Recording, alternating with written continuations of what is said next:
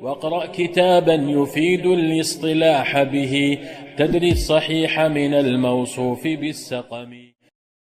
There is a well-known report that circulates about what a person should say when his leg goes numb. The wording that people often quote is, if your leg becomes numb, mention the person you love most. And in some versions, the companion or the person says, Muhammad sallallahu alayhi wasallam, after which the numbness disappears. Because this is frequently cited, we should check whether it's authentic or not. So let's break it down. One version is mentioned by Abdullah ibn Abbas radiallahu anhuma that a man's leg went numb in his presence.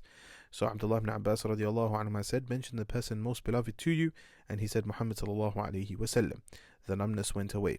However, the chain of this hadith contains Salam ibn Sulaiman or Salam ibn Salm al-Tawil, who is matruk, extremely weak, abandoned, and it also contains Ghayath ibn Ibrahim, who was a liar, someone who fabricated a hadith. Therefore, this hadith is extremely weak, if not an outright fabrication. Then we come to the reports of Abdullah ibn Umar radiallahu anhuma, which are mentioned in multiple places, and at first glance they seem to be corroborating each other. But when we look closely, we see they all revolve around Abu Ishaq al-Sabi'i. And Abu Ishaq al-Sabi'i was a known mudallis, and he reports these ahadith with an'ana. He also suffered from a bad memory in the later part of his life, and these were reported at the later part of his life. On top of that, the people whom he narrates from are all unknown. For example, Al-Haytham ibn Hanish is unknown. Abu Shu'bah is unknown.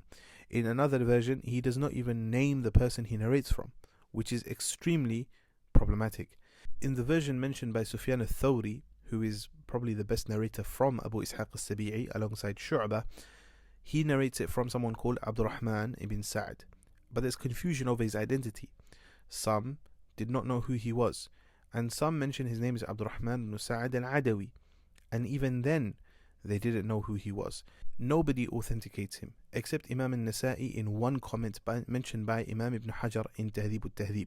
However, this comment is likely regarding the narrator before Abdurrahman ibn Sa'd al-Adawi and not regarding him, and is likely a scribal error. So the hadith of Abdullah ibn Umar radiallahu anhuma suffers from problems. Namely, Abu Ishaq al-Sabi'i was a mudallis, and he narrates this with an'ana. He was also someone who got confused later in life, and these reports are from that later stage of his life. And all of the teachers whom he narrates this hadith from are unknown. Therefore, we cannot look at this reliably and say that this is something which is recommended, nor can we use it to make an evidence for anything.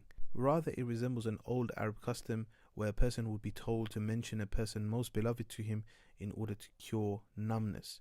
This is not therefore something theological, but rather to do with medicine.